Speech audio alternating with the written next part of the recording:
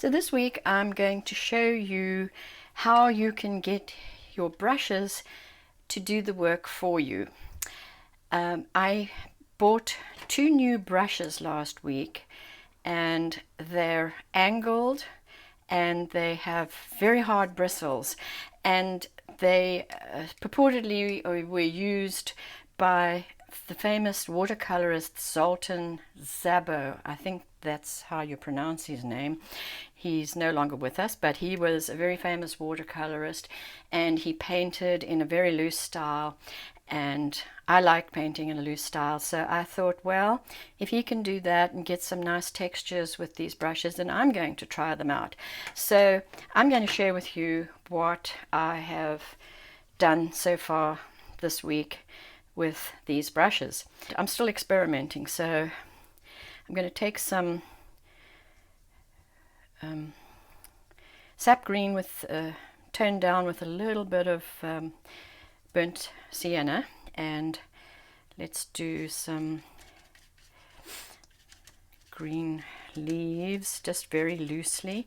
And the whole point of trying out things like this is because I love to paint in a loose style, and I like it to just be representational. When I paint flowers, I don't paint them realistically how they are.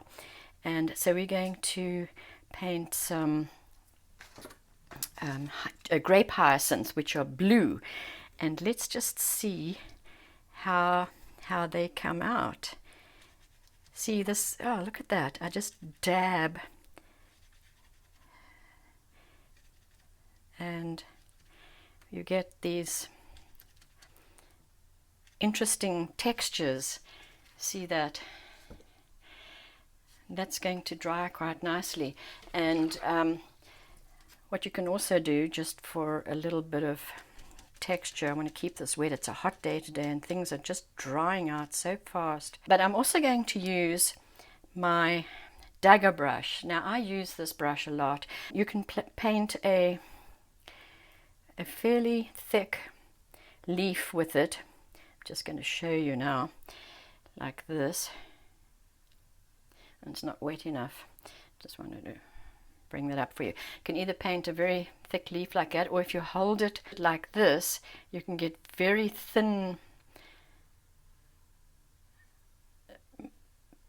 markings for grasses or thin branches on trees. But look at that. This is a very useful brush for that, and I use it quite a lot.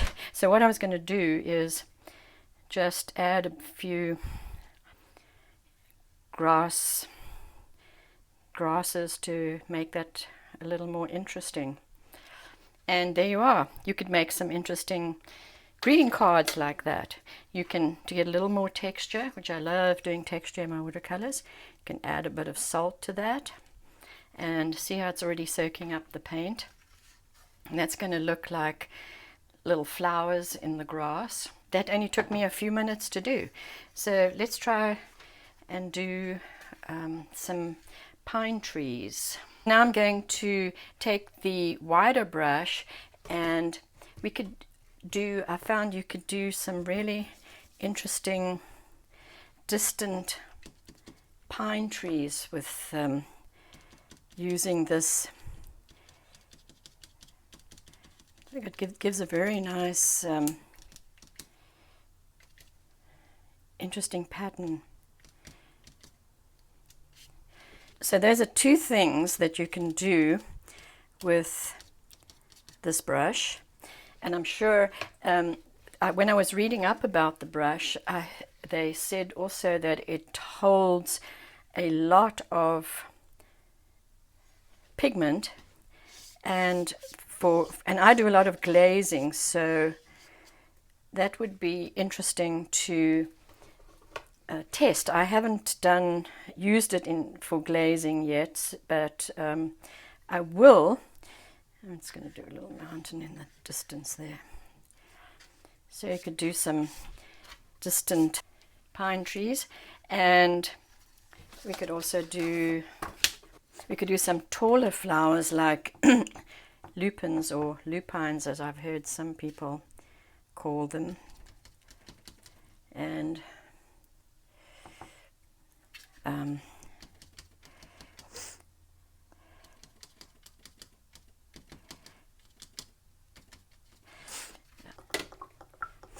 the beauty of this is you can be totally representational with your painting, and you could use this in the in your landscapes for doing florals or grasses or whatever you want to come up with.